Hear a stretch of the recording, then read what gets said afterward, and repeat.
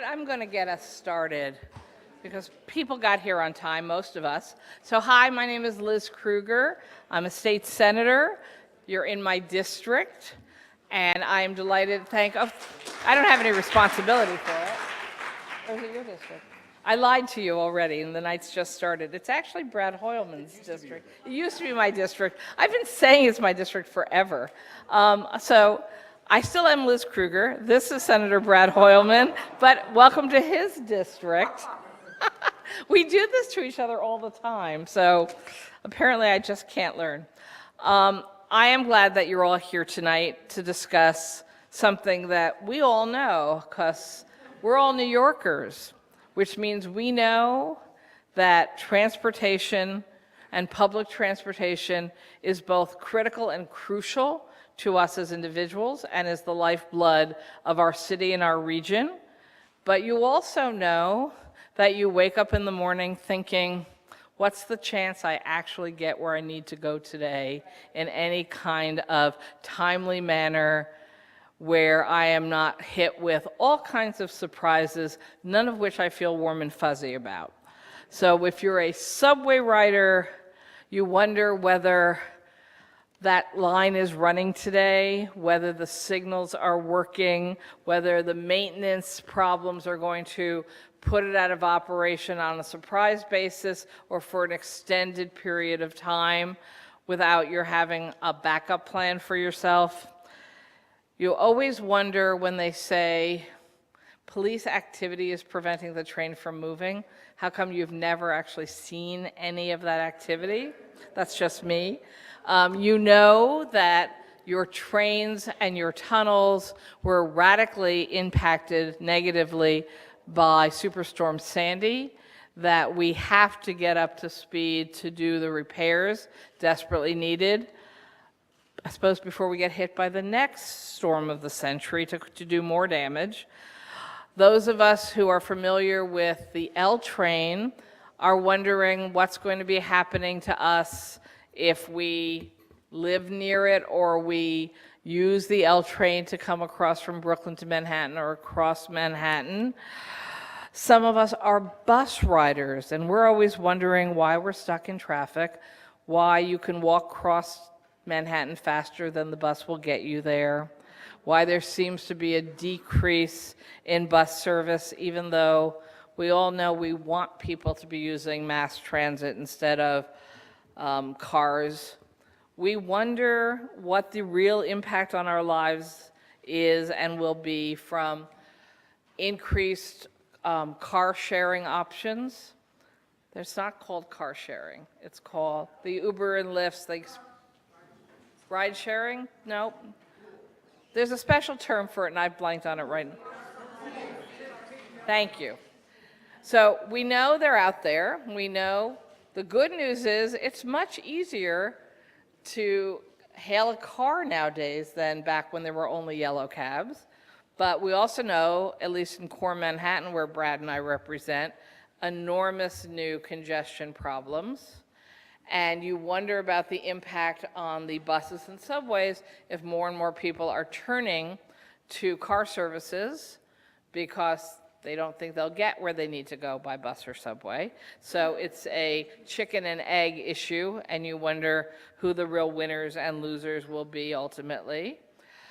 You know that we're living in a world where stores are closing, leaving empty storefronts because more and more people are shopping online.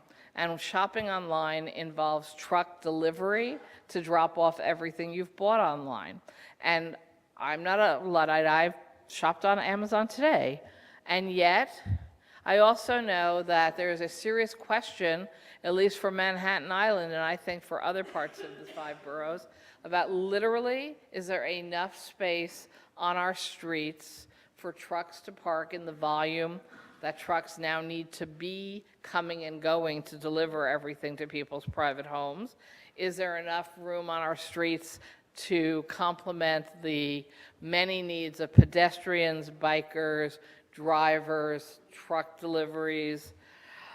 We also know that we read stories like that very excellent piece in the New York Times describing the cost overruns by the MTA on East Side Access on 2nd Avenue Subway, the Regional Planning Association report. So we know we want a 21st century transportation system.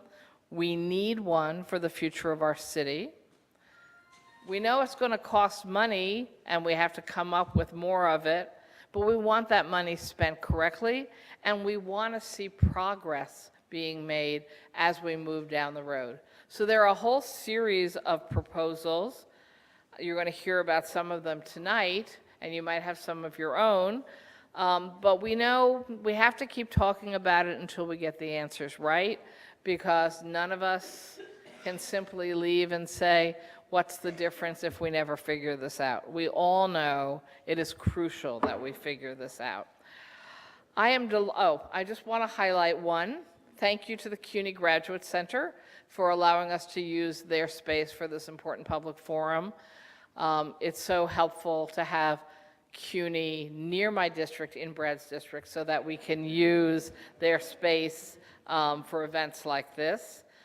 I also want to thank the staff of Brad Hoylman's office and my office who put this together and did such a good job of preparing us for this event. I also want to remind people, if you didn't get a card up front, you can wave your hands during the presentations to get index cards, because there will be an opportunity for you to ask questions of our panelists at the last part of the session tonight. But we will be doing that by taking the questions on the cards and reading them. So there's people already standing on the aisles with cards. Brad, there's a gentleman right up in front who's raised his hand. Oh, he'll come back to you, don't worry. So Brad, this gentleman, second row aisle. So please feel free to write down your questions for our panelists. And with that, I would like to introduce Senator Brad Hoylman.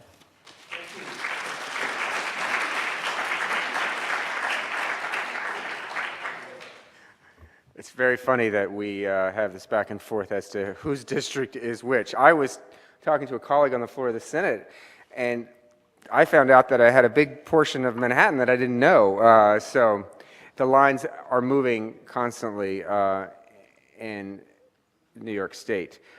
It's funny to see these headlines on the tabloids. I really believe our subway crisis is some sort of plot by the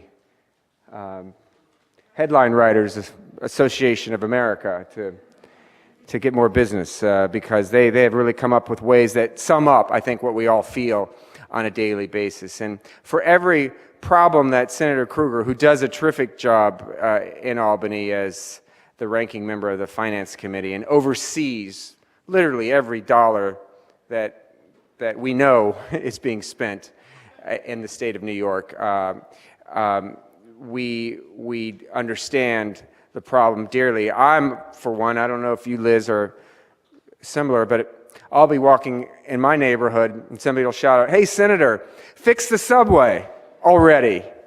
So we get that a lot, and it's legitimate. But for every problem that Senator Krueger identified, we are fortunate in this city to have so many possible solutions, and you'll be hearing from really smart people who have proposed many of those. Some of them are, cockamamie. I remember the idea that the subway system wouldn't be 24 hours. Well, I'm glad that one got pushed to the wayside. But I'm happy that, for one, congestion pricing is back in the mix. I hear a differing of opinion, but I mostly hear positive. The cost of excess traffic in the region is $20 billion a year, and that's 53% more than it was 10 years ago. The annual revenue that a congestion pricing plan would bring would be $1.1 billion, and estimated to reduce congestion by 14%. That said, what we got in the budget in Albany, while it's some pieces of a congestion pricing plan, it's certainly not the plan. So we're going to have to continue to push to get a full-throated plan before the legislature. I'm very pleased that the governor has taken it on, but I also believe that we need to look at other revenue raisers. The mayor's plan to tax millionaires, has its merits. For starters, it's going to only impact 1% of New York City's population, and it could raise up to $700 million in 2018 and $820 million in 2020. That's got to be on the table too.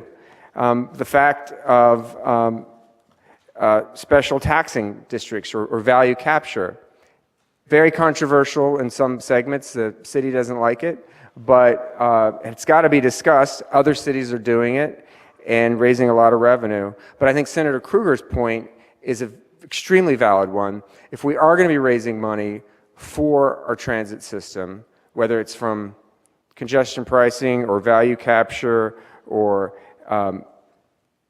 increasing efficiencies, we want to make sure that that money is kept for transit in a lockbox for the improvement of our subways. It used to be said that the true definition of a New Yorker is that they'll know the Second Avenue subway will never be built. I think we've proven that definition wrong. Maybe we need to modify it to say the true definition of a New Yorker is that the Second Avenue subway will never be finished.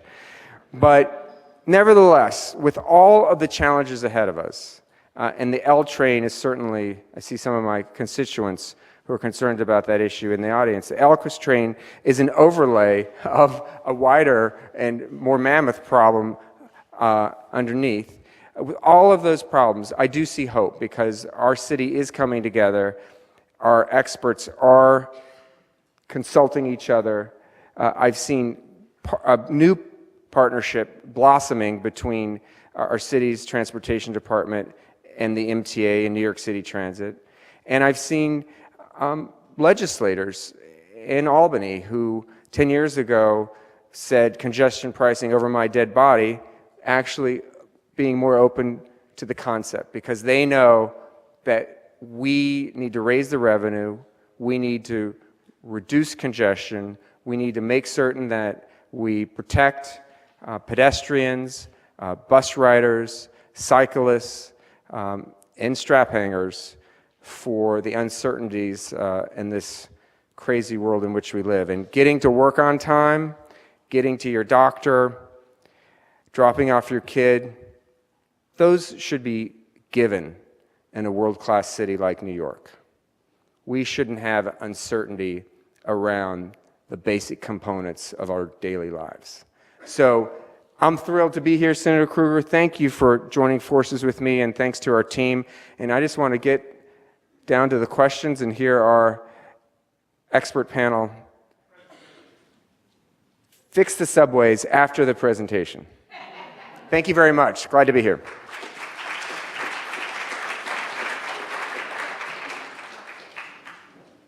So first we are going to have a presentation by Alex Matthiessen, who's going to be discussing the current proposals for congestion pricing. And based on the noise out there, we already know, as we knew, this is probably the most controversial of the proposals that's being considered. So, but I think it will be very valuable to everybody hear from Alex and see what the proposals are.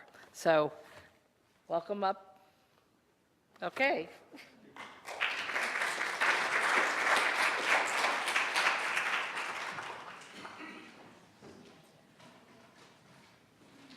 Terrific. Thanks very much, Senator Krueger and Senator Hoylman, for hosting this terrific panel and forum. We're very much looking forward to the conversation. I just want to say a couple of things. First, to thank Senator Hoylman. He's been an outspoken advocate of congestion pricing. I shouldn't give that away if he didn't want to, but he's, I think, pretty public in his support and has been for a long time, and we really appreciate his leadership on this issue. And Senator Krueger also, not only is she a terrific senator and represents this community very well, or the community next door, but she also has been very open-minded. She's not quite there yet on congestion pricing, but I think she philosophically believes in it, thinks it has to be done right, and that is the critical thing. And I think that's the critical thing for everybody in the room. I do want to kind of emphasize at the outside, I heard a couple of boos and hisses in the audience when Senator Krueger threw out the idea of congestion pricing, just to keep in mind, this is not your grandmother's congestion pricing plan. This is really, or grandfathers. This has actually been debated for about 40 years now, so this is not a new issue or a new conversation, but do keep an open mind. The plan that's now on the table, the plan that's been on the table in recent years is a far cry from previous plans and really does a lot more to make sure this is a fair and equitable plan that really will actually get the job done that we need to get done. I'm going to run through these slides pretty quickly. I might pause on a slide or two, a couple of slides that are important, but I think a lot of you are probably pretty familiar with it, and we really do have an all-star panel, and I want to get to the conversation. We want to get to your questions as well. I also want to say, I can imagine that it is controversial, right? It has been controversial, but I can imagine some more controversial ideas for how to raise revenue, and there's actually a slide on that towards the end that we'll get to. So, Michael, I think I just pushed the arrows here. Okay, good. All right, so the first thing, this is our title slide here. This just kind of reminds you that Move New York is the name of a campaign and a coalition that's been running for the last 7 or 8 years, and we did develop what's been dubbed by many as the gold standard for if you're going to do congestion pricing in New York City, this is how you do it. But I really want to emphasize that that plan, as good as it is, and I will make some references to it, is really kind of off the table now. The plan that we're really discussing tonight and is being discussed in Albany is the proposal put forward by the governor's Fix NYC advisory panel. But we will spend a little bit of time just to give you the theoretical basis on the Move New York plan. Okay, so I think Senators Hoylman and Krueger outlined this pretty nicely, but these stats kind of tell you everything you need to know, that we have a twin crisis in the city. Average speeds in Midtown Manhattan have fallen to possibly, and the Commissioner, Trottenberg, could probably highlight or confirm this, but have fallen to perhaps historic lows at 4.7 miles per hour. That is awfully slow, and I think it literally is about the same speed as walking. And you can see why bus ridership, which we'll get to in a minute, has fallen, because if you can walk as fast as you can sit in a bus, then you're probably not going to pay for the pleasure. And then on the other side, and by the way, these vehicle speeds, the Partnership for New York City came out with a recent study that shows that the cost of that traffic congestion in the region, on the region's economy, is now an estimated $20 billion a year. Won't go into the details of what that means, but basically $20 billion a year in lost economic productivity. On the subway side, subway on-time performance of subways has gone down from a high just 8 years ago of 88.7 to 66.8%. And again, I think Veronica and others could probably tell us how that compares to historic poor on-time performance levels. Okay, we're losing our competitive edge. I mentioned the $20 billion a year cost. Again, I think there's also very substantial cost that you can define by the fact that our subways have become completely unreliable. I think it's in the hundreds of millions of dollars a year. Losing our competitive edge. Just to remind you, this idea of congestion pricing has been tried in a number of other cities, international cities, many of whom we compete with, since 1975. Started in Singapore, was the first city to do it, and it's been a resounding success in those cities, and this is a really critical point. It met resistance before it was implemented in those cities as well. Since it's been implemented, it's very popular. And there have been, in certain cases, initiatives to question, do we still want to do this? And there's been overwhelming support to keep congestion pricing once it's in place. A lot of resistance. We don't like change, but people really see the benefits once it's implemented.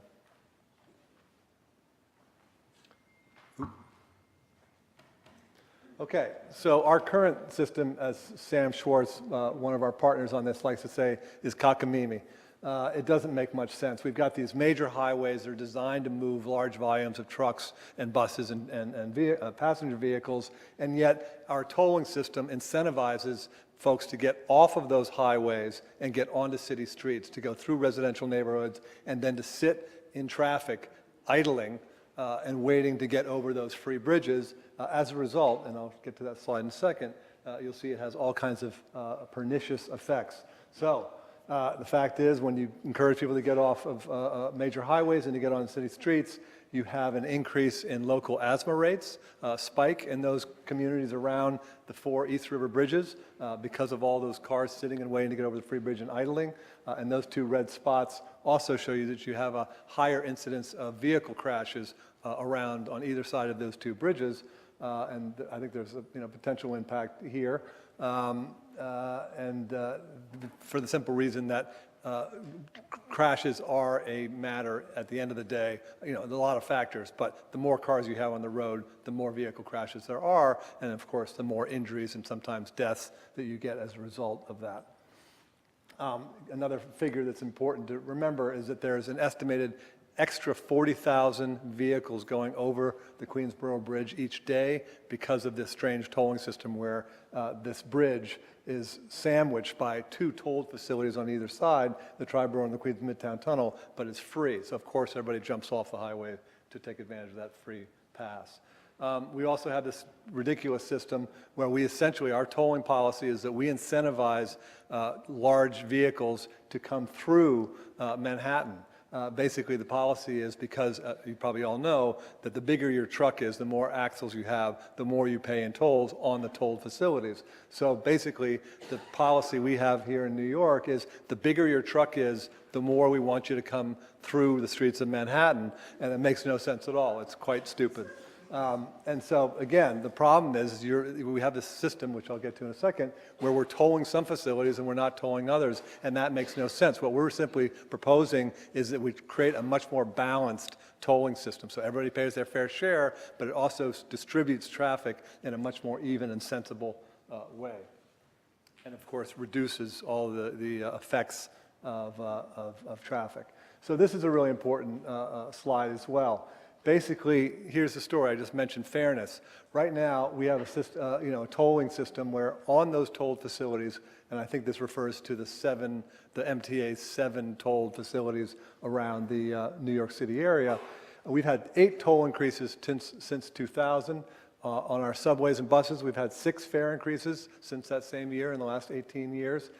On the Queensboro Bridge and the other 3 bridges, free East River bridges, we've had 0 increases from a starting point of $0 since 1911. All 4 of these bridges were originally tolled, and then the mayor came along in 1911, wiped out all the tolls, thought it'd be politically popular. You can imagine that he was probably right about that. But as a result, there's a reason, and again, the commissioner can talk about this in intimate detail, there's a reason why the city bridges have, on the whole, on average, over the years, been much less better maintained than the other bridges because they haven't had a built-in revenue stream to make sure that they're kept up to date. And of course, you all know that it's much, much, much less expensive to maintain a piece of infrastructure than to have to go in and repair it or replace it after it's already halfway destroyed. So this is our tolling system right here. You can see, and we are fond of tolls in the New York metropolitan area. You can see on most or all of the major and some minor bridges and tunnels in the area, we do have a toll. And this, of course, is a very, very heavily populated city and with a lot of traffic, inherent traffic. But the thing that makes no sense at all is the area we don't have tolls, we have some tolls but not entirely, is the Central Business District. And the Central Business District is the most congested part of the city of New York by far. And it's also the most transit-rich, meaning drivers have the most alternatives. Drivers who are trying to get to the Central Business District actually, in fact, in most parts of the city and region, when you include the 2 commuter rails, have a lot of different options for getting into the Central Business District. It's not perfect, and that's one of the issues that we do want to try and address. But that's the system where we have some that are free and some that are not. And another way to describe that previous slide, too, which I think is an important way to think about this, is that every 2 years, the MTA raises the price of fares, subway and bus fares, and the region's bridges and bridge tolls, they raise it by 4%, so basically the cost of inflation. So that graph is going up, up, and up every 2 years, and meanwhile, that one group is paying zero year after year after year, and as a result of that, everybody who's paying is essentially cross-subsidizing or subsidizing the free ride of a whole lot of other people, which doesn't make sense, and it's not fair. So the basic approach that we took when we set out to try and figure this out was let's pretend we're starting from scratch. What would it look like? How would you toll? Well, you would toll the areas that are more congested and have good transit options, and you would actually lower the tolls on the outer bridges that don't have as much congestion and don't have the same kind of transit options. So this is what the Move New York toll swap, and that was kind of the essence of our plan, which is if you're really going to do congestion pricing, then you actually balance the tolls, and that means that you actually lower them in some parts. So here we lower those outer bridges by anywhere from a third to a half. That's major toll relief for a lot of people who have essentially been subsidizing everybody else for far too long. Okay, so this is where I want to spend just a little bit more time. So this, fast forward to last summer, there was a major subway crisis, as everybody knows, and everybody has felt acutely, I'm sure, directly. That's been going on really for the last year, year and a half. We've, as transit experts, have seen it coming for years, but it hasn't really become tangible for the public, for the riding public, until the last year, year and a half, I mean, in an acute sense. So the transit advocates did a terrific job of saying this is not okay, the riders are very upset, we're going to start to lose folks from the city. We got to do something about it and put the pressure on the governor especially, but certainly on the legislature, on the mayor as well, to do something about it. The governor came out last August and said congestion pricing, it's an idea whose time has come. Those are words we've been waiting to hear for a long time, and we were very happy to hear them. And then in October, he put together a panel of experts and regional leaders to come up with the specifics of how would you actually do this plan if we were going to do it. They issued their plan called the Fix NYC Plan in mid-January, and now we're in a political process to see whether we're actually going to get that passed, and we'll have a whole conversation about that. But I just want to summarize what this plan is now. So this is not the plan of 10 years ago. This is not the Move New York plan, but I will say that this plan much more closely resembles the Move New York plan, which I think is a much fairer and more progressive plan than it does the old 10-year-ago plan. So just to summarize, and how am I doing on time, Michael? I'm okay? I've probably got about, yeah, that's perfect, perfect. Okay, so this is really important though, so it's important to understand the details. So one of the things that the Fix NYC panel did, and they did a lot of things very smartly, is that they phase this whole program in. They don't do it all at once, they phase it in, and there's a real logical progression to how they do it. So in the first year, phase one, which would take place, if this is all assuming, by the way, that this is enacted into law in full, the whole full comprehensive plan is enacted into law this legislative season, which means either by the end of March when the budget is passed, or by the end of June when the legislative session ends. So if that happens, this is how it would be phased. In the rest of this year, they would spend the rest of the year identifying transit needs, those transit deserts we talked about. Where are those parts of the city, particularly in the outer boroughs, you know, South Brooklyn, southeastern Queens, Staten Island, eastern parts of the Bronx? Where are those communities that really don't have great access to rapid transit? And what are some strategies we can do, whether it's bus service, whether it's discounting fares on Metro North and Long Island Railroad, whether it's building the Triborough RX, which would be a new subway line, which wouldn't take 80 years. It actually could only happen in a year or two because the infrastructure is there and it's not that expensive to do. So what would those strategies be? The second piece that would be done during the first year would be to implement some local strategies, working with New York City DOT and the city to see if we can improve traffic with some local strategies. So things like camera-based enforcement of blocking the box so the cars don't block the intersections. Enforcing the bus lane so the buses can move. One of the reasons that bus ridership has fallen is because buses move so slow because of the traffic. Placard abuse.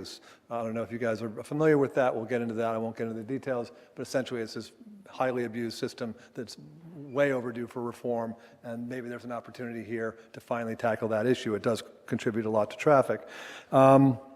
And so that's phase one. Phase two would happen in early next year, and that is when a surcharge would be imposed on all for-hire vehicles operating within what's called the taxi zone, which is essentially Manhattan south of 96th Street on the east side of the park and south of 110th Street on the west side of the park. And basically, that's a surcharge of a couple of dollars per ride when those Ubers, yellow taxis, green cabs, liveries, black cars, et cetera, when they're operating within that zone, they would pay a little extra. And the reason that's important, and you guys might not like to hear this if you live in this area, is that past plans and past efforts have failed in part because it was seen as inequitable, where Manhattanites were getting all the benefits of traffic reduction, but they weren't actually contributing much to the kitty because it was the people driving into the CBD who were actually paying those tolls. So, and the fact is, as we'll get to in a second, the for-hire vehicles are an increasingly important factor in why traffic is getting worse and worse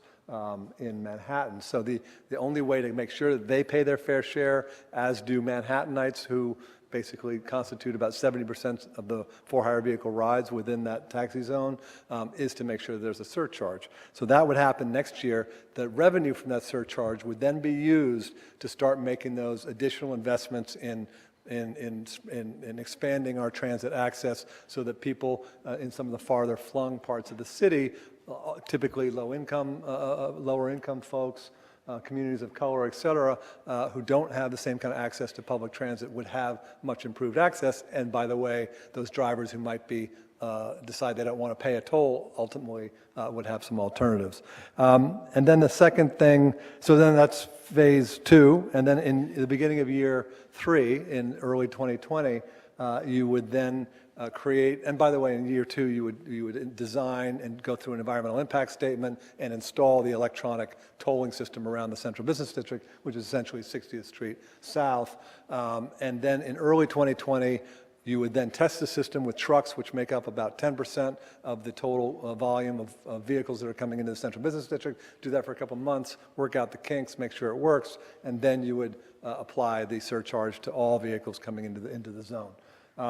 So that's essentially the idea. The FDR, which is different than the Move New York plan, the FDR drive would be exempt. So if you're coming from Queens or Brooklyn just to get on the FDR drive so you can go north, but you're not entering the streets, then you would be exempt from any toll. That's a big change, and I think that helps a lot. And then the other piece is that if you have to take two tolled crossings to get into the Central Business District, I think there's recognition that we should do something about that. That's not officially in the plan, but I think there's recognition that should be addressed. I'll just mention quickly a few other things, very important to distinguish. These are not actually in the proposed Fix NYC plan, but these are a lot of, or a handful, about half a dozen items that a lot of which were in the Move New York plan, and a lot of people are clamoring for. They're saying if we're going to do this, we should include these other pieces. They're very important. They are lockboxing the revenue.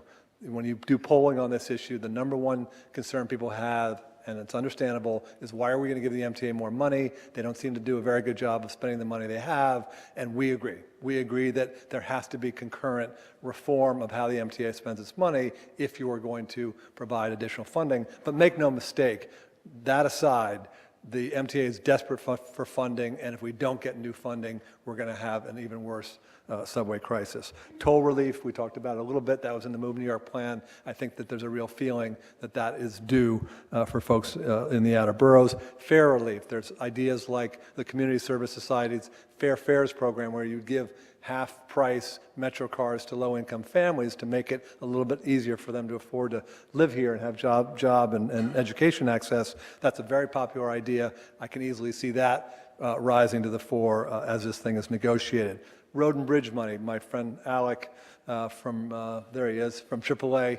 We like to debate and spar in public on this, but we're very friendly. And one of the things that's helped them come along, they've opposed every plan for the last 40 years, is that there's a concession that, hey, maybe we need to make sure that some of this money helps drivers too. And then finally, I would just say it's critically important that we define the benefits up front so people really know exactly what they're getting in return for this new charging system. Okay, I'm going to fly through the rest and then we'll be on our way. Just this slide just points out that the for-hire vehicles have contributed a lot to the worsening traffic situation. This just points out the fact that even though we're one of the most popular cities in the world, and population is increasing because everybody wants to live here. Nonetheless, subway and bus ridership is actually declining, which makes no sense except for the fact that the traffic is so bad and the system and the subway system and the bus system is so bad that people are just fleeing the whole system. This just tells you, this is a really important slide, that people will say, oh, you know, it's bad for low-income drivers and so on. The reality is, again, the Community Service Society did a study last fall. This is the leading anti-poverty organization in New York City, showing that the average income of the average car driver in New York City is just over twice what it is for the non-car owning resident of New York City. It's true throughout the 5 boroughs as well. It's more or less just above, just below a 2-to-1 ratio. Staten Island's almost 4-to-1. So it just puts a little bit of a lie to the idea that this is going to really hurt low-income people. And as I like to say, if you're truly concerned about low and middle-income people, you invest in the transit system that they rely on. Most poor people aren't driving around because it's too expensive. This just shows you what the average income would go down by if you have to face this new toll. And that's assuming you're practically driving every day. You can see you still have a much higher income than the average non-car owner. This just exemplifies the Community Service Society's report. For every working poor person, it's about 5,000 people total in a city of 8.5 million people. 5,000 would be working poor facing this new toll. For every one of those, 38 would benefit from investments in transit. So the idea that you might have heard that this is regressive and bad for poor people, the leading anti-poverty organization says, no, that's not true. I won't go into the details here. These are poll results. The truth is, polls are up and down. Sometimes the poll results are very positive like this. Other times they're not as positive, and we can talk more about that.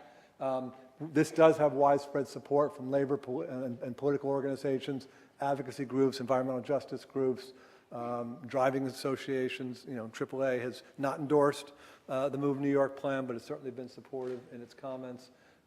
Editorial support. This is very important too. From left to right, we have very strong editorial support. Everybody recognizes we have a crisis, something needs to be done.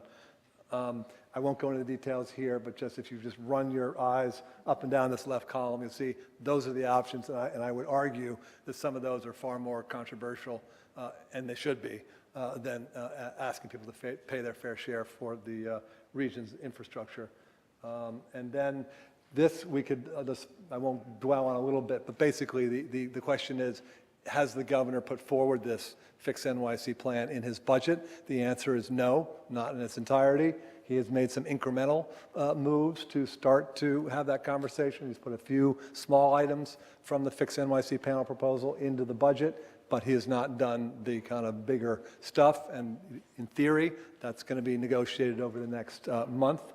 And that's it. So I think I'll cede my time there. Thank you very much.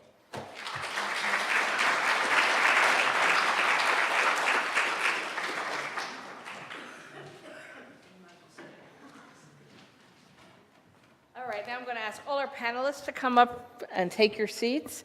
And you don't have to worry if you didn't memorize Alex's presentation or get all the screenshots on your phone, because it will be up on our website and you can just take a look at it or download it from there.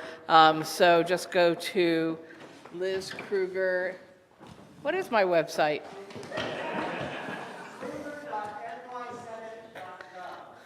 Sorry, I just touch it on the computer and it pops up.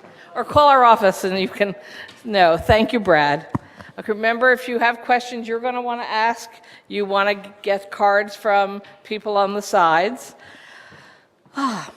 So I just want to just quickly, you've already met and heard from Alec Matthiessen, the Executive Director of Move New York, and we have Commissioner Polly Trottenberg, the Commissioner of the City Department of Transportation.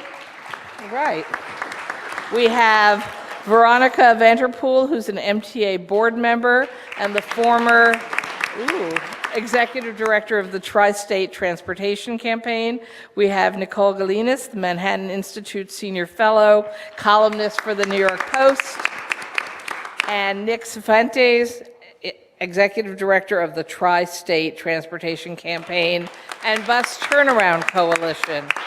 And we also had joining us Council Member Keith Powers, right up here in the front. Keith, stand up. And we also have Assembly Member Dan Court, but I'm not sure where Dan is. In the back. All right, Assembly Member Dan Court. So, my partners in government, so thank you everyone for being here. So, I'm going to just throw out some questions that I think sort of are obviously aimed at specific panelists so that they have a chance to give us their 2 cents.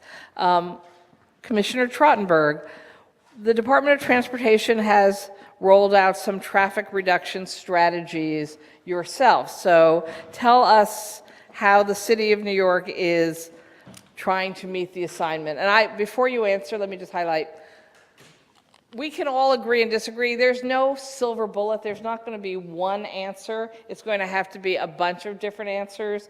So I really want to be careful that just because a panelist might be speaking on some issue, it doesn't mean they don't think other proposals aren't important. And I'm not going to do a test survey for any of them, but I just want to highlight nobody on this brilliant panel thinks there is one solution, and if we just did that, it would all be okay. And we all know that too. So now, Commissioner Trottenberg. Thanks, Senator Krueger, and thanks, Senator Hoylman, and thanks, Alex, for your nice presentation. And this is a great opportunity to speak with many of my colleagues on obviously what has become a pretty existential issue for New York City. I am the city's transportation commissioner. I too also sit on the MTA board and represent the city there. So I have an opportunity really to ponder the problems the city's facing on the surface and down in the subways as well. And you are correct, Senator.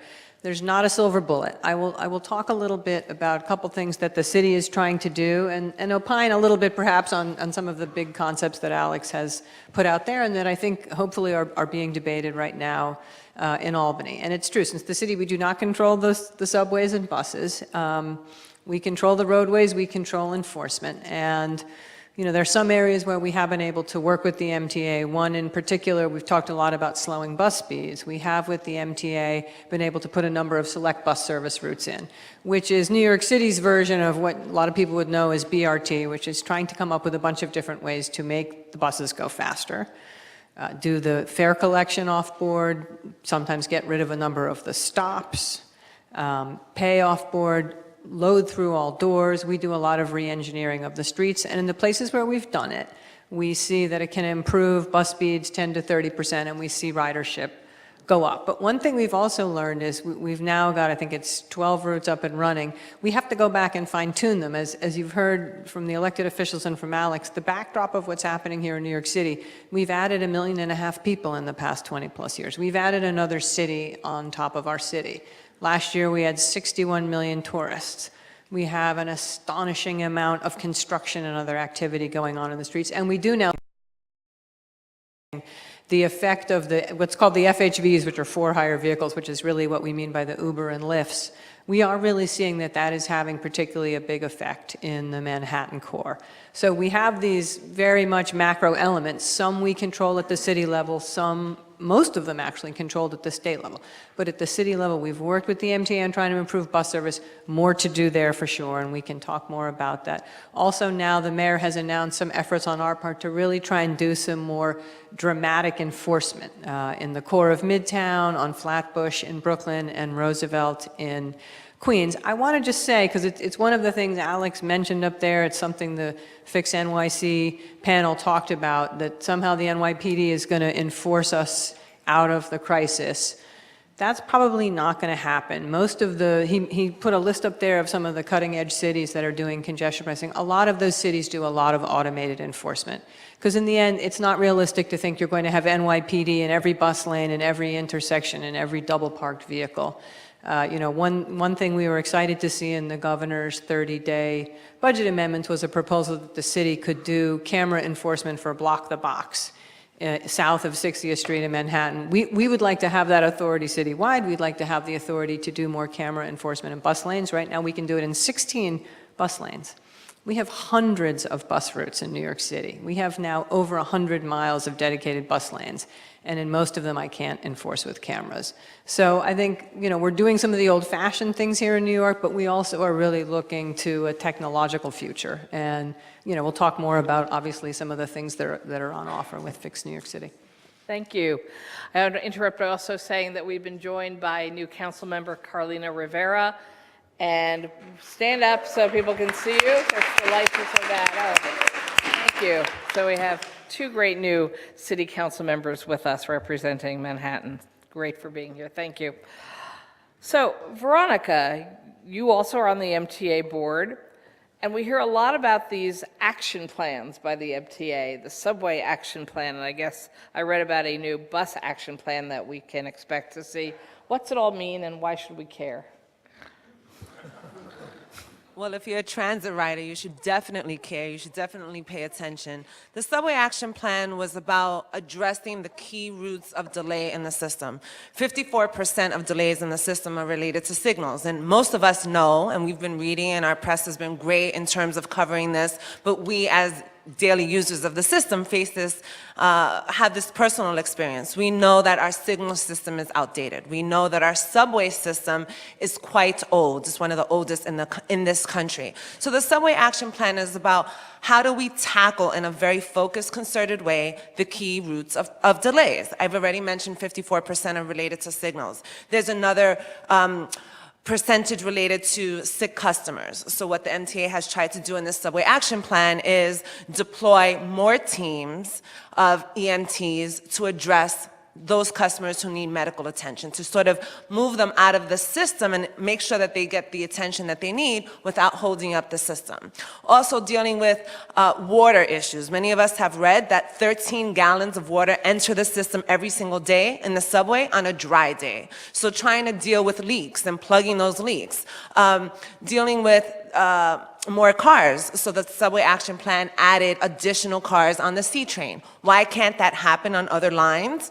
Because the platforms are not necessarily long enough, so they've added them to the C train. So the Subway Action Plan and then this forthcoming Bus Action Plan, which is anticipated to be released and shared with the public in April, are about focused concentration. So many of you must be wondering, well, isn't this the work that the MTA is supposed to be doing anyway? Well, yeah, and elements of that are included in its capital program, which is a 5-year construction program. That's what the capital program is. Right now, we are in the 2015 to 19 program. And yes, many of these things are addressed, but the key to the Subway Action Plan was focused, concerted attention, and then additional resources put toward that. So the MTA committed outlines, I should say, $836 million for the Subway Action Plan. So all of this $836 million over a series of years is going to address this focus and this concentration. So that's the difference here. We'll still be seeing some of these other elements through successive capital programs. The next program will be 20 to 24, and the development of that is going to be informed by what's known as a 20-year needs assessment. And you should all be on the lookout for that this fall, because that 20-year needs assessment outlines some of the key priorities that we should expect to be seeing in the next successive capital program. So again, the Subway Action Plan and then the forthcoming Bus Action Plan is about just focused concentration. On the Bus Action Plan, you know, when I started advocacy 10 years ago in this space, I used to say 2.5 million bus riders a day were being served by the MTA system. Today, it's 2 million. And just between 2016 and 2017, we've seen a 5% decline in bus riders, just in 1 year. So there certainly needs to be this targeted, focused attention to buses as well. Thank you. So, Nicole, your columns may be the only reason I ever pick up the New York Post. Just saying.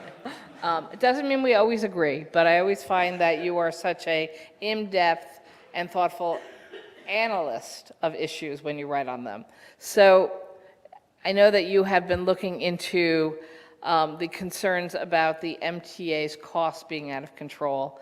And I know all of us as New Yorkers think, yes, we understand we need to pay to make sure we have a mass transit system, but we want our dollars to be well spent. So what can we be doing, and what kind of accountability can we be holding the MTA to that we are not now doing? Yes, thank you, Senator Krueger. And everybody should buy the Post every day. It only costs $1. You can find 4 quarters somewhere in your house and go out and buy the Post.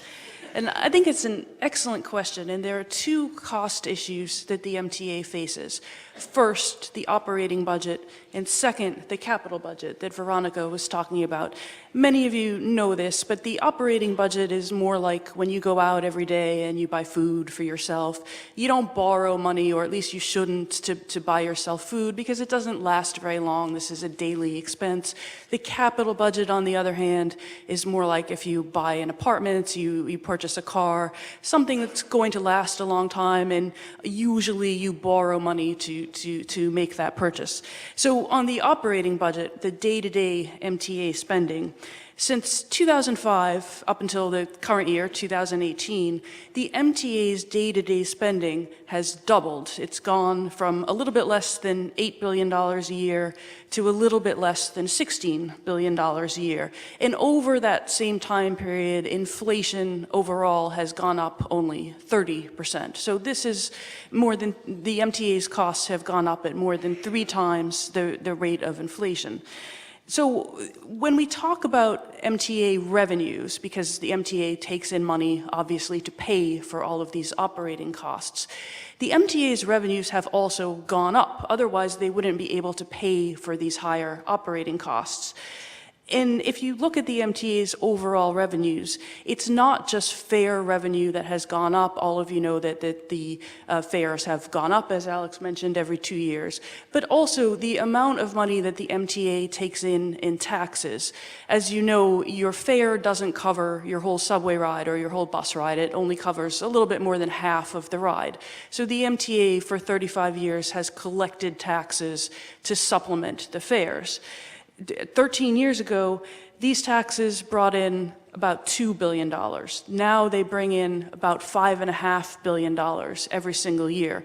So these tax revenues have gone up tremendously. A lot of that is because back in 2009, in the financial crisis, the state legislature approved a new tax for the MTA, the payroll tax. If employers, on behalf of their employees, pay a payroll tax, just like Social Security, but it goes to the MTA. That, in some smaller taxes that the legislature enacted at the same time, those new taxes, they're not new anymore, they're almost 10 years old, they alone bring in $2 billion in extra money. But that extra money has been eaten up by these rising costs. And so the danger, although I'm in agreement with Alex that the economic idea of charging a congestion fee and reducing congestion and using that money to invest in mass transit is certainly a sound idea, but the danger is that without cost reform at the MTA, this revenue will just be consumed by rising operating costs, just as the tax package 10 years ago that was supposed to rescue the MTA obviously didn't rescue the MTA, or we wouldn't be here today. Now, just quickly, what costs have gone up?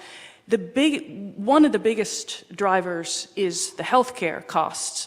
Just like the rest of the country, whether you have private healthcare, Medicare, and the federal government's costs are going up, the MTA's healthcare costs for its workforce and its retirees have grown. Again, 13 years ago, healthcare costs were only $800 million a year. Today, healthcare costs alone are $2 billion. And so this one cost has more than doubled. And the MTA has done very little work in figuring out, as a big employer, can it do what other big employers like JP Morgan, Amazon, Berkshire Hathaway are doing in trying to cut these healthcare costs? These companies have a pressure to cut these costs because these costs come out of their employees' pay. And if people haven't gotten, it's complicated why wages haven't gone up, but one of the reasons is that healthcare costs in the private sector have consumed money that otherwise could have gone to a cash raise for people. The MTA hasn't had this same incentive because the money has just kept coming in from tax dollars, from fare dollars, and so they could pay these rising healthcare costs and give out competitive raises to its workforce. But at some point, it won't be able to do that, and so it should be looking at these healthcare costs now. I'll stop there, and hopefully later in the panel, we can talk about the capital budget costs and the problems there. Thank you. Thank you.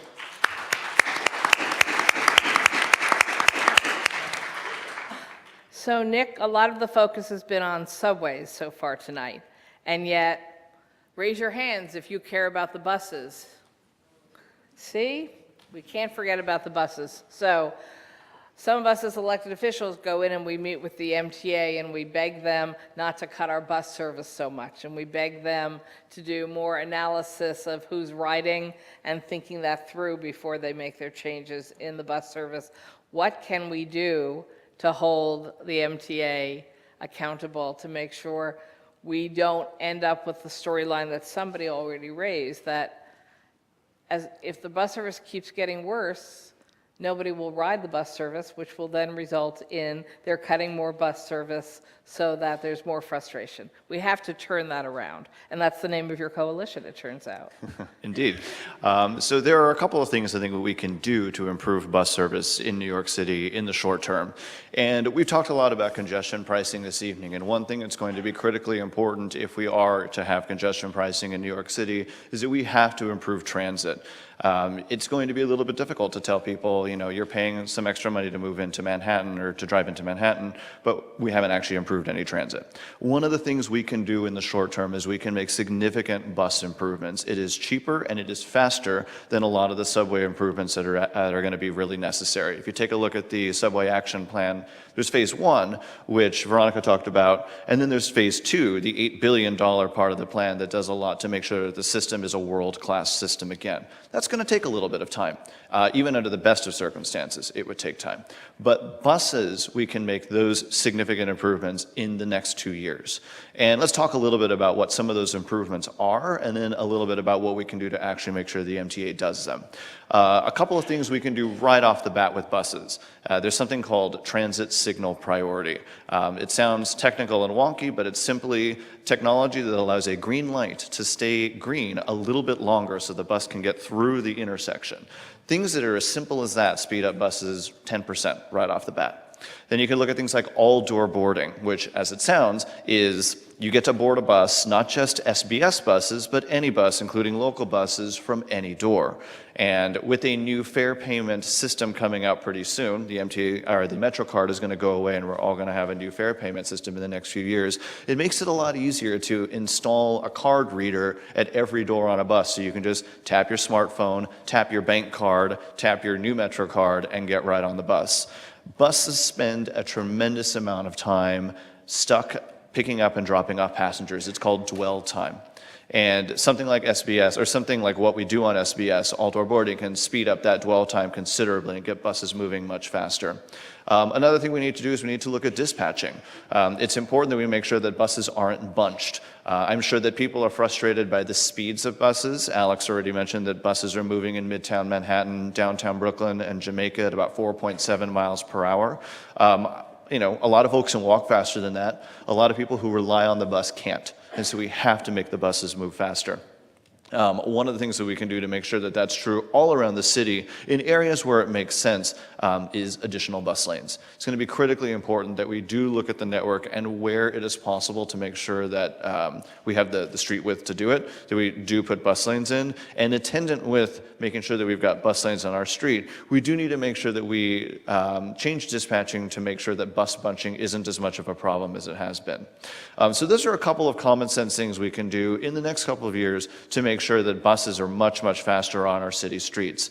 And taking one step back from that, another critically important thing we have to do is a lot of the network and a lot of the routes that we currently have, were designed a long time ago. They were designed when commuting patterns were very different, when people were mostly commuting from the outer boroughs into Manhattan every single day. And while that's still true in a lot of places, the reality is that a lot of people aren't commuting into Manhattan every day. They're commuting intra-borough, or they're commuting inter-borough, not even touching Manhattan at all, but going from, Brooklyn to Queens, or Queens to the Bronx. We need to rethink the network and make sure that the routes that we have now are actually serving the people who need to be on the bus and are actually meeting the needs of people who want to ride it every single day. So those are a couple of the steps that we can take in the short term to actually improve bus service in the city and get them moving faster than 4.7 miles per hour. We've talked about how we've seen 5% declines just in the last year alone on buses, but we still do have 2 million people who rely on the bus every single day. And we have to think, one, we've got to make sure that those people have bus service that we can rely on, and two, we have to get people back on the bus, and the only way we're going to do that is in making these kinds of improvements. And I'll mention that, the things I'm talking about are not pie in the sky. Almost everything I've mentioned is being done in other cities around the country and around the world right now. And to give you one quick example, London, before congestion pricing began in London, put 300 more buses on its city streets and expanded their network of bus routes and bus lanes. And what they've seen is a significant growth in bus ridership. And that growth in bus ridership is one of the reasons that they saw declines in traffic and increases in traffic speeds in the initial years after congestion pricing was rolled out. So if other places can do it, there's no reason that we can't do it here. But the thing we need to do is make sure that we're actually holding the MTA accountable to these kinds of improvements. We've talked a little bit about the bus action plan that's coming out in April. I think it's critically important that advocates like me are hearing from riders every single day about the kinds of improvements you need to see, and that riders yourselves are speaking up as well, telling the MTA and also telling the DOT, and I think that Commissioner Trottenberg is doing a great job on a lot of these efforts, but letting your city and your state elected officials and the agencies know these are the kind of improvements that we need to see on our streets every single day. So it's really important for riders to speak up. It's what allows advocates like me to do the work that we do, because we can't do it without hearing from the almost 9 million people who are using subways and buses every single day. Thank you. And Commissioner Trottenberg had something to throw in as you were speaking. Yeah, I want to just respond for a second to Nick and thank him for his great advocacy. And if you all haven't looked at the bus turnaround report, you should. It has a lot of great recommendations for the city and the state. I guess I want to say some of the things he's mentioning, the advocates get to push, and then the people who run the agencies have to sort of give the dreary reality. So I want to give a little dreary reality on some of what you said, because a couple of the things you talk about very much do fall in the city's bailiwick, and they're not quite as easy as we can get them all done in a couple of years, and I brought some of my own props. You talked about TSP, which it is a very wonky thing. I'm sure lots of people in this room know about it, transit signal priority. The city admittedly has been not as fast as it could have been to wire up basically our signal system for it. On the other hand, the MTA was also very slow. For many years, the MTA was installing equipment bus by bus.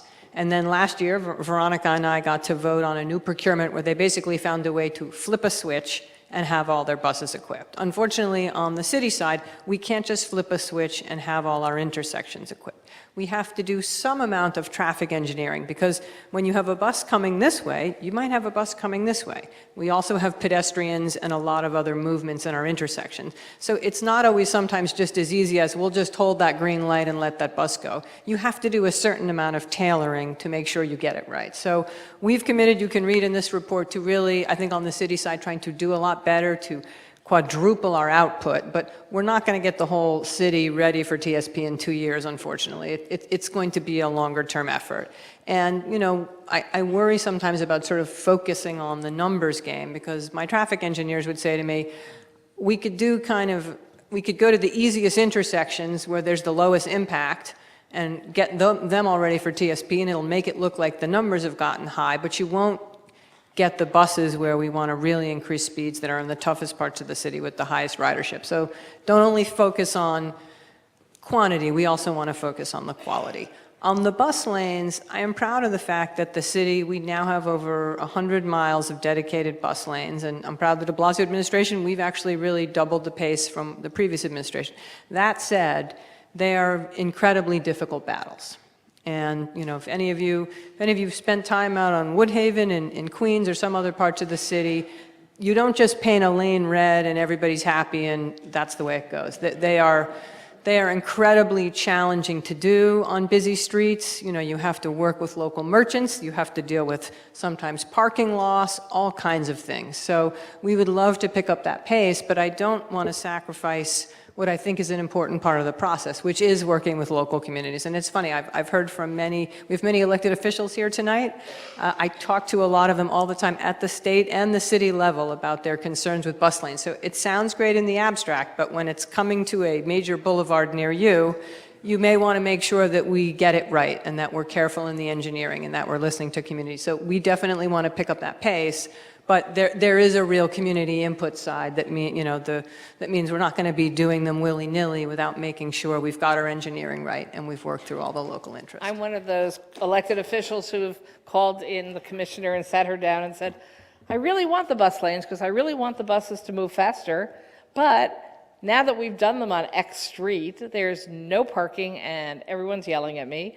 And then the trucks double park because they don't care. They just need to make their deliveries, and you've created chaos. And so I want everything, probably like everyone else. And then you discover, damn, my favorite dream, tell me if you like this, we all leave Manhattan for 20 years.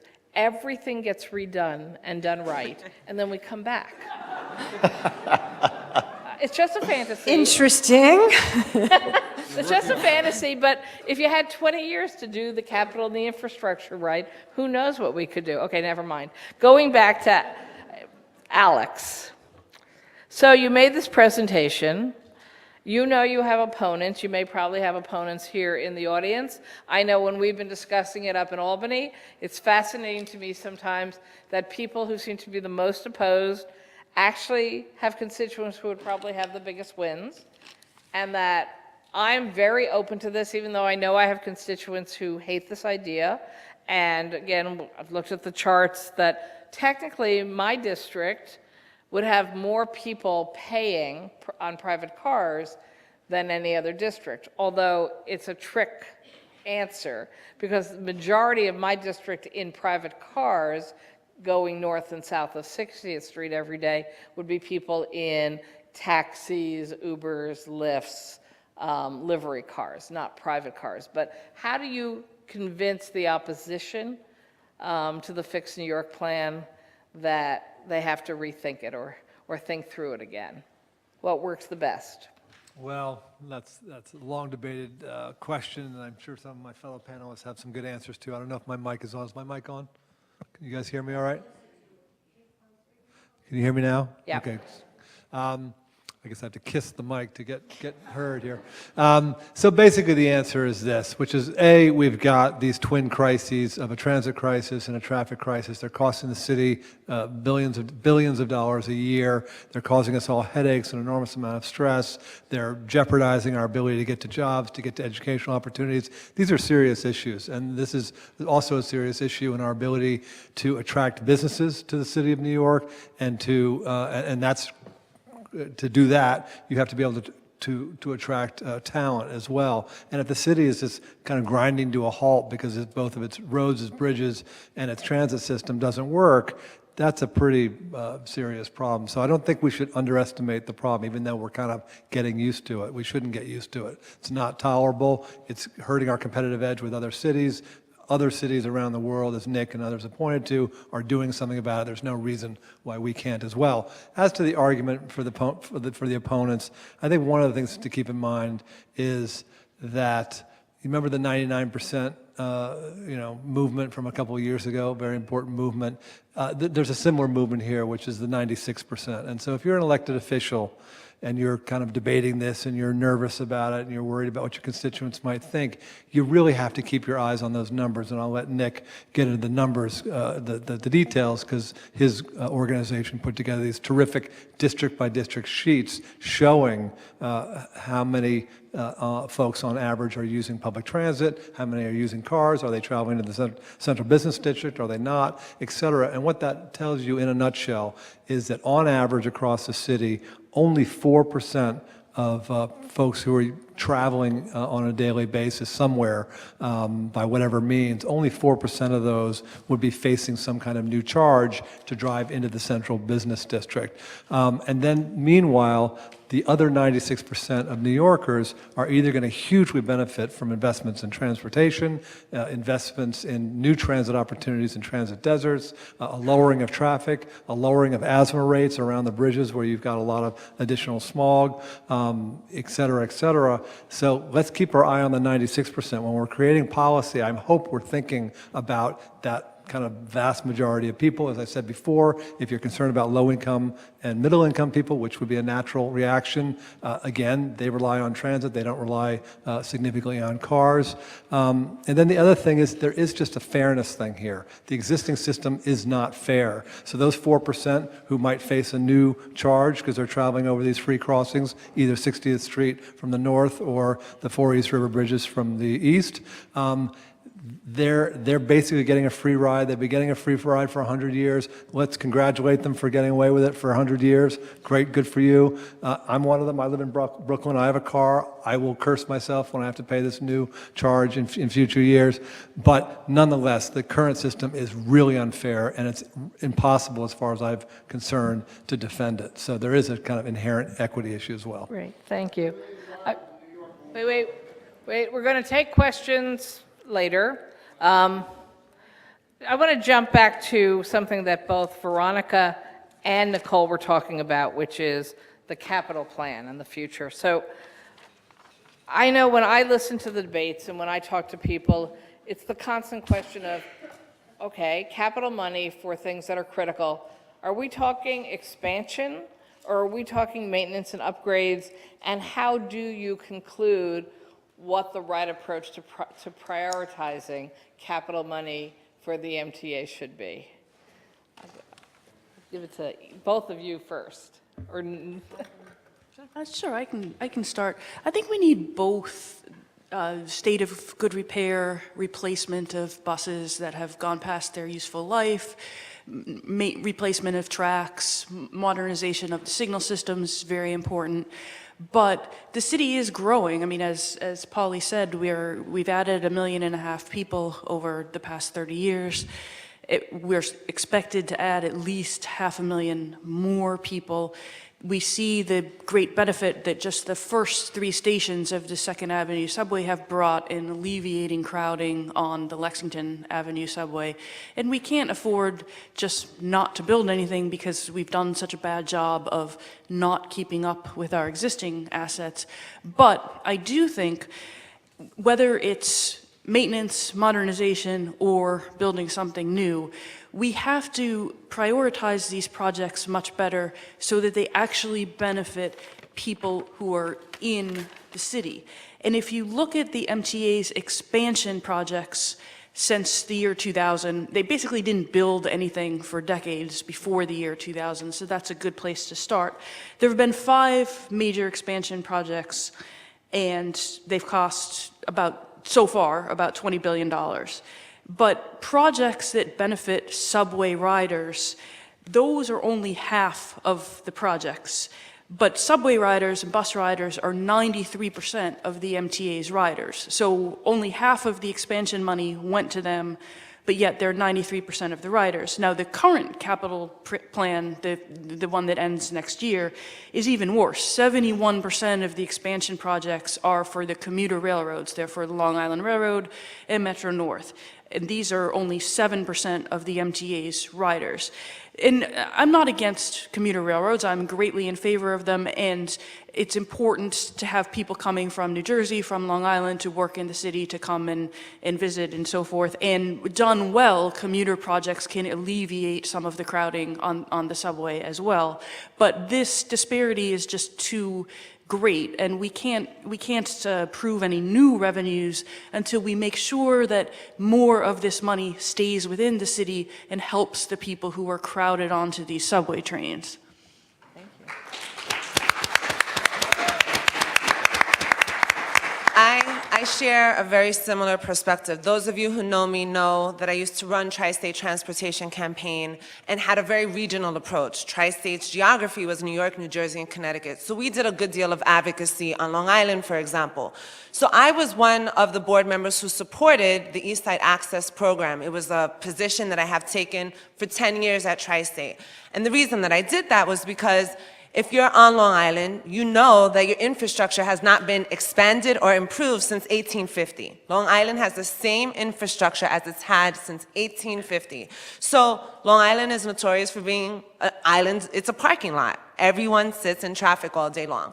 So I've supported that project, much like I've supported Second Avenue Subway.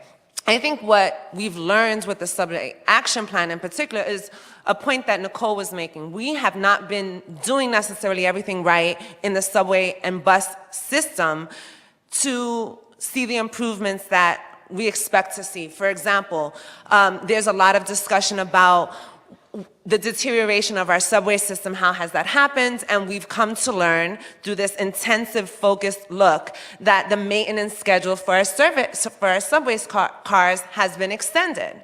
And that was due to budget cuts from several years ago. But that extension means that we've not made the investments.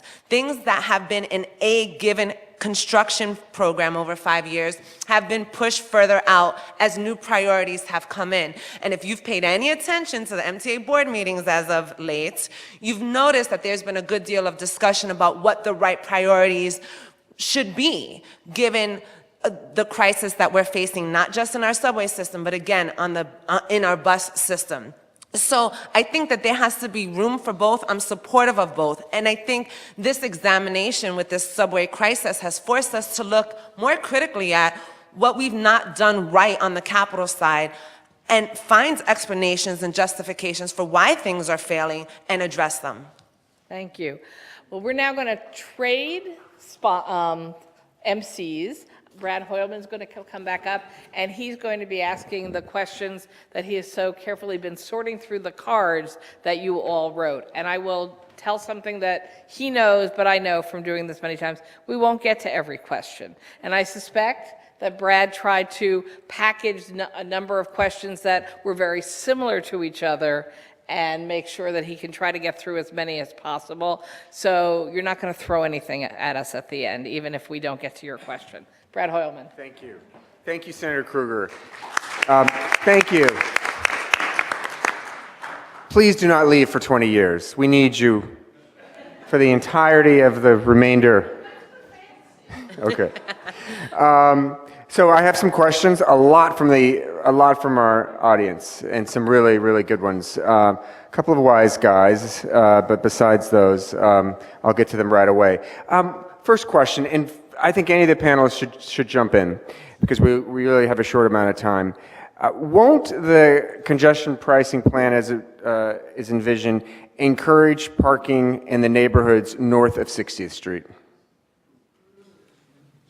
No, generally not. I'll just briefly say, and others might have some comments too, when the Bloomberg administration proposed congestion pricing over 10 years ago, one of the advocacy groups, an environmental justice group called We Act, which represents parts of Harlem, commissioned a study to look at that question because their constituents had those very same questions. And what the study concluded is that a very small percentage of drivers who might be facing a new charge are going to make the choice of parking outside this charging zone, looking for traffic, and then getting on a subway or bus to finish their commute. And it just kind of is consistent with logic as well. If you're driving, the reason you're driving is because you like the convenience of being in your car and smoking a cigarette or doing whatever you're doing in your car, listening to the radio, the privacy, the convenience, driving door to door, right to work, et cetera. Maybe you've got free parking on the other end. So there are reasons why you do that trip.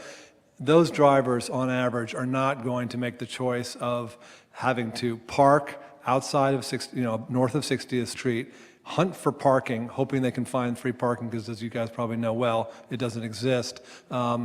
If they have to pay for it, it's usually you get an hour or two at a time. And if you park in a garage, you're going to be paying far more than you are going to be in that toll. So it just is not a logical choice for the vast majority of people to make. You know, we didn't include it in our Move New York plan. We didn't address it because we didn't think that it was, in fact, it's more of a perception problem than a reality problem. And that probably varies a little bit depending on the communities. Maybe there are parts of Queens or Brooklyn's where it's more of an issue. But we didn't include it partly because it's controversial. But in theory, if the legislature passes this, and we hope it does, and this is really an issue that's burning on the minds of legislators outside of the congestion pricing zone, there is the option of creating a residential permit program. I don't necessarily think it's a good idea. I know there's a lot of opposition to it. I know the commissioner also, I think, if I'm not mistaken, has some concerns about it. I do. So I don't think it's really a solution. But if the legislature decides that this is an incredibly important issue, they can do something. Maybe that's not the right solution. Maybe there are other solutions. But I think it's a solution in search of a problem. I don't think the problem is as real as people think it is. Do you want to speak on your concerns about residential parking? Yeah, and I think Alex, what he says makes sense. It seems unlikely you're going to stop at 60th Street. You know, if you're parking into the core of Manhattan, you're going to a parking lot. You're not hunting most likely for parking on the street. There really isn't any. Residential parking, and that's an issue that back when Bloomberg proposes it came up particularly in parts of Brooklyn and Queens. Just it's interesting, you know, we have talked to New York City DOT, we've talked to some of our counterparts in other cities, Pittsburgh and other places where they have it, and they have all had the same advice for us: don't do it. They've essentially said it's incredibly complicated to administer, and you can picture in this city, picture how big New York is, you know, trying just the sheer mechanics of an agency having all these permits to print up and manage. And frankly, anything we do, as Alex talked about, anything that involves permits in the city, you always have to be worried about fraud. It's a very complicated area. So the sheer mechanics of it are very hard. And what other cities have found is it doesn't really, people think that if they have that residential parking permit, they're going to get a parking space in their neighborhood. And it doesn't really make it any easier. And so they've had to pay some amount of money for the permit. The permitting side is complicated, and it hasn't produced the magical parking space that they thought it would. And dealing with the issue of visitors and other things, it's just the advice from fellow cities has been really not worth the trouble, doesn't produce the benefits that people are expecting. Thank you. Roger's with me on that, nobody else. We have a large number of questions about a topic that has not been discussed here tonight, which is where does the concept of universal access to mass transit fall within this conversation, meaning access for the disabled? Do you think that the congestion pricing, the fixed New York plan, the whole transportation crisis that we're undergoing, is it an opportunity to make our subway stations and our transportation system, generally speaking, more accessible? I mean, I can talk about, Veronica should talk about that too. It's an issue we've both been very involved in of late on the MTA board, and some of you may have seen, we recently opposed sort of the latest set of station improvements that the MTA board wanted to make, this enhanced station initiative, because they were, you know, proposing to spend $1 billion and not add a single elevator to any of the stations. And we just thought that didn't make sense.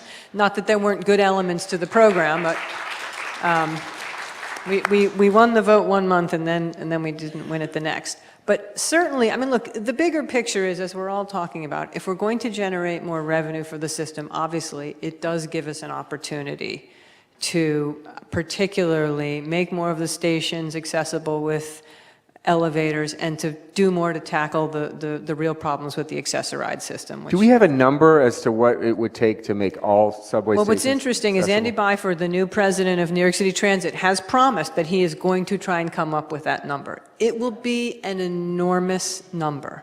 But that really goes to Nicole's point, which is it is costing us too much now to renovate stations. You know, we have been talking to the MTA, just to give an example, about putting some improvements in the Union Street R train station in Brooklyn, right on 4th Avenue. And, you know, to put in a couple of elevators and make some staircase improvements, the price tag at the moment is $100 million and counting. And that's not a particularly big and complicated station. So, you know, I think what Nicole is saying, and I want to talk about one. I do think she's very right that the MTA is investing a lot of money, not in New York City, but in the suburban systems. And I'm not totally against that, but I think there is a misallocation there. And I just, Alex has talked about the Fix NYC panel. I just have to take a moment to say, nobody from the city of New York was on that panel. We were not invited. Long Island was well represented, as was the mayor of Yonkers was on it. But the city was actually not on it. So, keep your eye on that, folks, because one of the proposals is that they will continue to be the entity that will set all the policy for how congestion pricing might happen and where that money might go. And I just think if you are a New York City resident, you should want to make sure that the city is better represented in that process. Thank you. But I do think, aside from the revenues, Nicole is right. We need to get the cost, the capital side of the cost situation under control, because if it's going to cost $100 million to put 2 elevators at Union Street, then the sum of money we will need to make the system, as accessible as we can, which would mean adding elevators in hundreds more stations, is going to be prohibitive, even with congestion pricing, millionaire's tax, and everything else you can think of. So Nicole, why don't you jump in and tell us how to reduce those costs? I know you've mentioned some ideas, but one of the questioners here notes that developed cities outside the United States have much lower cost per mile than the U.S. Can we claw back any funding that has been allocated away from the MTA in the past, for example, through the state drawing of funds? And do you think that there are other ways to deal with contractors, consultants, and others who profit off of the high construction costs? Well, again, and I appreciate the Commissioner's comments, the construction project is 2 things: people and materials, and overhead as well, the management part. Materials and people are each about 40%, overhead 10 to 20%. The materials cost the same no matter where you are in the world, or at least they should. If they don't, then you've got corruption problems, or you're just not very good at buying cement and steel. The people are expensive, and that's not a good thing or a bad thing. It's just a fact that under the state's prevailing wage laws, that if you are building an MTA construction project, you're paying a basic laborer $80 an hour. About half of that is wages, and the other half is pension and healthcare benefits. So again, unless we start to tackle the cost of healthcare, this shows up in our capital projects. We just don't see it. We don't think about building East Side Access is that we are hiring 2,000 people at the peak construction year, and we are paying their health care benefits, and we're also putting aside money for their retirement benefits. And these are things that European countries, Asian countries, for the most part, they don't deal with it in this way. Their healthcare systems are much cheaper, run more efficiently, and so you're not paying for healthcare through these construction projects. So that's why we need single payer. It's a big... I'm sure the New York Post editorial board agrees with us on that. That's a big component of it. The other thing is just idiosyncratic management not being accountable. And I think this is where the board comes in, that we all know about cost overruns and time overruns on big projects like East Side Access. But even small, simple projects, the MTA is not very good at overseeing them. And just a couple examples. Just at this month's board meeting, the MTA, they were 64 months late with closing out a purchase of diesel buses. 64 months is a long time, and that's 5 years, I guess, and 4 months. And purchasing buses is not very hard. And what was the explanation they gave? They said that the vendor was slow to send them invoices. I mean, the implication, again, this is a little thing, but the sign that they weren't asking for these invoices, that this had been missed for so long, is not a very good sign if you're thinking about far more complicated projects. The same thing with a project on the Pelham line. This was supposed to take 21 months, or no, actually it was 21 months late. And what was the reason why it was almost 2 years late? The MTA told the board it was due to prolonged negotiations with the contractors. Well, that's not a reason, that's a restatement of the problem. It's late because it was late. And I think the board has to be much more aggressive. And I think the mayor's appointees have actually been very good about being independent and asking very good questions at the meetings. But the board shouldn't be signing off on these explanations without much more detailed reasons and documents from the people managing these projects at the MTA. You know, what are you negotiating for 21 months? Same thing with the help points, you know, the blue things that you're supposed to press and get help. I don't know if anyone uses them, but they're 20 months late on one station in Canarsie because of late submitted documents. I mean, who is submitting these documents late? Why were they late? I think these things have to be delved into to figure out what is the root of the problem here. And I just want to add one quick point to that. So you had asked about reforms and what sorts of reforms, and there's a number of suggestions out there. In fact, Regional Plan Association, many of you know, just released a report. But one thing that I've noticed personally, and I'll share the story with you, is that the MTA is, and it's not unique as an agency, as an infrastructure agency, but they don't do project budgets very well. And in the time that I've been on the board, which is just under 2 years, I have seen the cost or the budget for one project jump $1.1 billion. And when I challenged the MTA, and some other board members such as Commissioner Trottenberg and others also challenged that figure, we were told that the initial amount wasn't a true accurate amount. So be that as it may, that's not an excuse. We have to have project budgets that are reflective of what the anticipated costs are. And if not, be very, very, very clear as an agency that this is an estimated number. These numbers are put into the budget, and then we see them, and I'm asking, how did this project go from 1.5 billion to 2.6 billion in just a year? And that was the explanation. So this agency has to do much, much better in terms of estimating its project costs and budgets. A few questions about for-hire vehicles, pointing out that we have caps on the number of cabs, yellow cabs. Why isn't there a cap on the number of Uber and Lyfts? And how do the panelists feel about that? I suppose I have to take that one. Some of you may recall that early in the de Blasio administration, actually the mayor proposed a cap on the for-hire vehicles. And I think I can say that it died a pretty painful political death. There was Uber and other companies, I think, did a good job of mobilizing opposition. And to be fair, the opposition they mobilized was, you know, particularly a lot of the people who were drivers saying that it was creating great economic opportunities and job opportunities, mobilized people from, you know, to be fair, neighborhoods and parts of the city that are not well served by the medallion cab system. So they sort of carried the day. In the aftermath of that, some of you may recall the city commissioned our own study to look at what effect Uber and Lyft, et cetera, were having on congestion. That was back in 2015.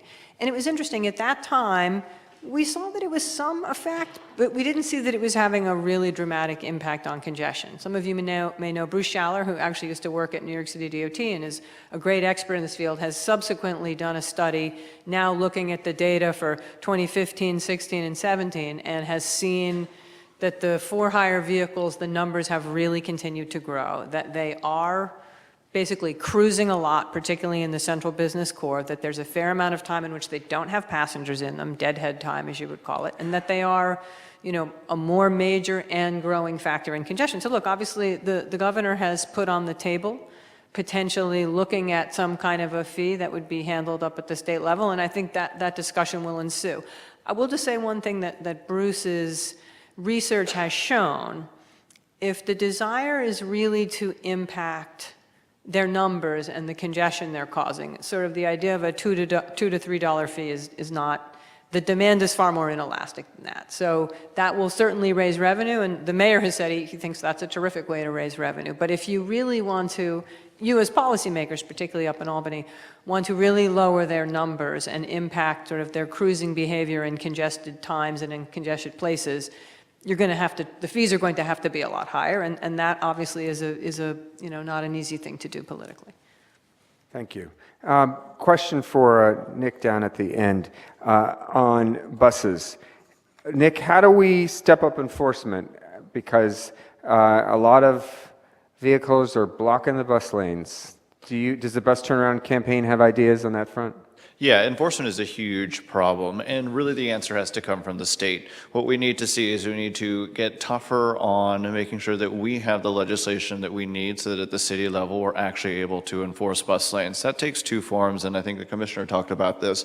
You know, NYPD can be out and doing some enforcement, but at the end of the day, it really comes down to automated enforcement. We have to have buses that are equipped with cameras. We have to make sure that we have people staying out of bus lanes, and the best way that we're going to make that happen is camera enforcement. What we end up seeing is, there are two problems here. One of those problems is, you have intrusion by private vehicles into bus lanes, but you also have the delivery vehicles that are taking up bus lanes as well. And we need to make sure that we are appropriately ticketing vehicles that are in these bus lanes, including delivery vehicles. And also we need to make sure that we take a look at some of the programs that we've set up for delivery vehicles themselves. One thing we should look at is how can we time shift deliveries so that when deliveries take place, they're not taking place during peak rush hours. We all need to get our Fresh Direct and our Amazon and et cetera orders. That's very important. That's just modern society. But at the same time, we need to make sure traffic can still move. And I think that one of the solutions we have to really get serious about is making sure that deliveries are time shifted away from that 7 to 9 and 4 to 7 peak times. And one thing that I think is good is that the mayor and the DOT is looking at doing exactly that. And that's going to be really critical to making sure that we get some of those vehicles out of the bus lanes. So it's a kind of a dual approach there. One of the audience members says, why aren't yellow cabs allowed to use bus lanes like in other cities around the world? Is that true? Do cabs use bus lanes? That is correct. I will speak to that. If we allowed, and I have some representatives from the taxi industry here, and they have talked to me about this many times, but in Midtown, an enormous volume of the traffic is taxis. So if we let them into the bus lanes, we would sort of defeat the purpose that we're all talking about, which is trying to clear the bus lanes. I know other cities do it. It's an area of contention where I think, obviously, reasonable minds can disagree. But, our judgment has been, if our number one goal is moving those buses, we're trying to keep every other vehicle out of those lanes. And I just want to key off something that was just said, that Nick just said, which is just to be clear, in terms of camera enforcement, and it's been hard fought up in Albany, and we have some allies in the room. I currently have the ability to use cameras on 16 select bus service routes in all of New York City. That's it. Yep. So, I have well over 100 miles of dedicated bus lanes, and there are hundreds of bus routes. And by the way, that sunsets in a couple of years, and we'll have to go back and fight for it again. So, London and other places, it's all automated now. They're not relying on their police to be in there getting everybody to clear out all the double parkers. They're doing it with cameras. That's not that the NYPD doesn't have a role to play, but it's not realistic that they're going to be able to do it everywhere. We need much broader camera enforcement. The commissioner's right, and not only is it automated, but it's not subject to politics every couple of years, and that's the other thing we need to fix too. Question, which is how can we prevent transportation funds for the city from being spent on ski resorts and golf courses upstate? Veronica, what was it like when you found out? What was your reaction? I can't say my reaction publicly. I was incensed, and I expressed that frustration behind the scenes and publicly in a lot of other ways. And it's sort of the root of a lot of the questions and challenges that I put forth as the MTA board member. It's how and why are we allowed to spend money in this way? And I will say, quite frankly, that a lot of it has to do with politics, and a lot of it has to do with oversight that is not had. There is an authorities budget, ABO, Authorities Budget Office, whose sole function is to oversee the hundreds of authorities in New York State. And until recently, nobody engaged them. And a bunch of good government groups have engaged them, saying, look into the MTA's use of this money. I support that. I'm an MTA board member that says, Should this be happening? No. And we need an independent authority, such as this ABO, to reflect and comment on that. And we've not heard any such opining or oversight from entities such as this. This is why it continues to persist. We need our state elected officials to hold oversight hearings on these sorts of things, and then continued MTA advocacy from advocates, users, and then folks on the board to continue to draw attention to money siphoning away. That was $5 million that should not have gone to ski resorts. Well, and I got to jump in on this because I hate to say this. We were so incensed that a group of us got a lawyer to look at it. It was legal. It was legal under state law. The governor is allowed basically to move money around from different authorities, basically in a pretty unfettered way. And there really isn't much the MTA board can do about it. So I hate to say it, I'm looking over at our state elected officials. Some of the oversight and the things that we need to sort of get a handle on, that has to happen up in Albany at the state legislator level. Mm-hmm. You know, we fight the good fight on the MTA board despite all the dispute about who runs it. Just to be clear, there are 14 votes on the MTA board. The city has 4 of them, and we lose every time. It really is. I mean, the fact that was, again, we got an outside counsel to look at that, mm-hmm. and they confirmed it was legal under New York state law to do that. So, what about you, Nicole? Were you have you seen this before in your investigation or coverage of authorities? This kind of misappropriation of funds? Well, this was a very odd circumstance, but I do agree with the commissioner that we are, Veronica's right about the public authorities, oversight, and various mechanisms for this, but in the end, all of these complexities can obscure the fact that the governor is ultimately in charge of all of this. And if you look at the board decisions, these station renovations that may not be the biggest priority for the MTA right now and that are still costing too much money, the governor's board members approved this just a couple of weeks ago. And when it comes to the fight that the governor essentially started last year about the city not paying its fair share of tax revenue to the MTA, that is really not a very useful distraction. And it's not to criticize the governor. I think the governor does many fine things. But the idea that the city is not paying its fair share and that the city should have to immediately put up $400 million for this subway action plan, or the MTA is going to stop doing the subway action plan, which is basically just the MTA doing its job. I mean, the city pays the majority of MTA taxes, MTA fares. These are collected. State taxes. They're collected by the state, but they come from the city. Your payroll tax, your business tax, your sales tax, your petroleum taxes, taxi cab surcharges. All of these revenues, obviously the city is a big part of New York State and on average a wealthy part of New York State. And so there's no reasonable argument that the city isn't doing its fair share. Yeah, I think the statistic is every dollar that the city sends to Albany, we get about 40 cents back.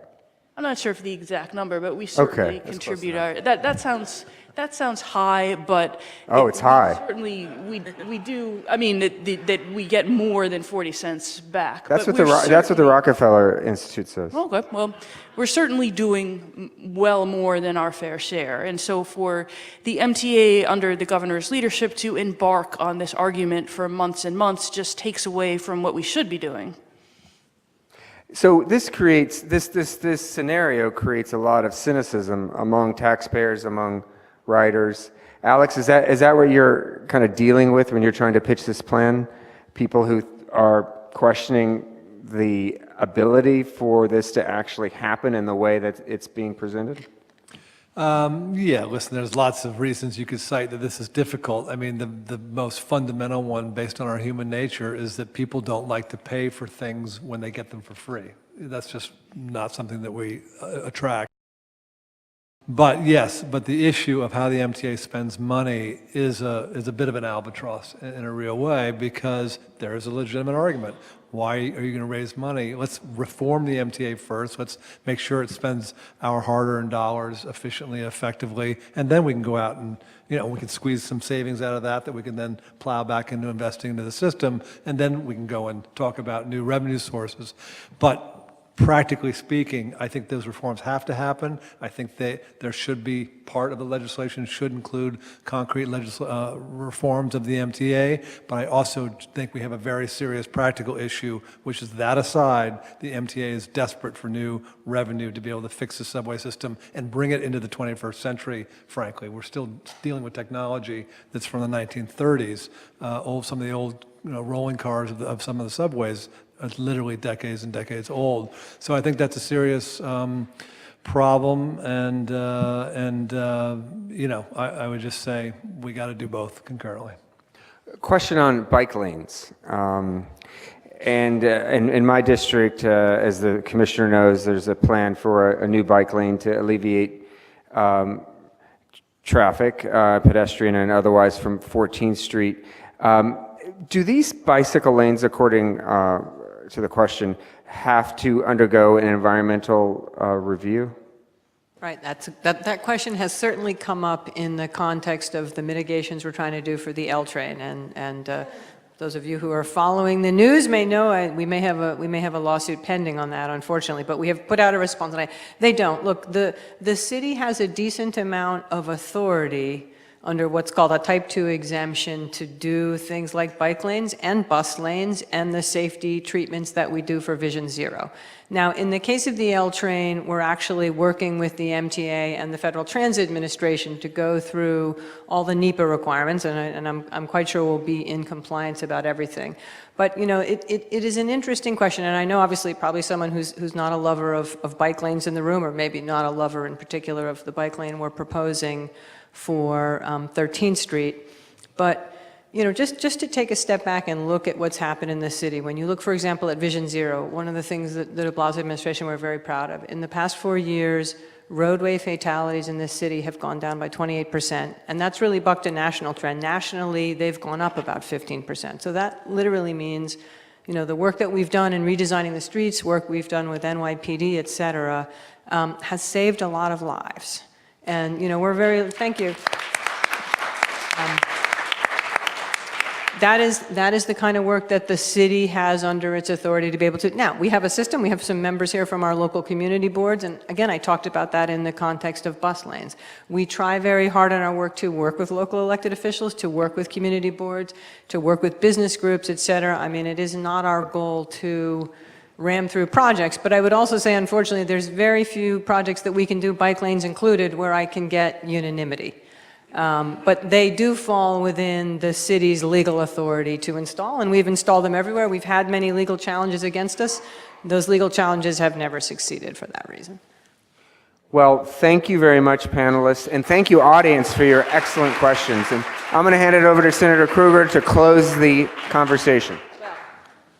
So I'm going to close the evening. I'm not going to close the conversation, because clearly we all have more work to do. I do want to thank so much our excellent panelists for everything you offered tonight. And again, materials will be available up on my website, and I could probably say it could be up at Brad Hoylman's website also.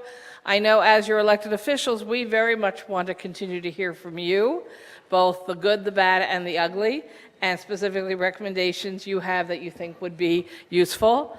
Let the governor know what you think, let the mayor know what you think, let us know what you think. And again, thank you to CUNY and to my partner in non-crime, Senator Brad Hoylman. Have a good night. Get home safe. Thank you.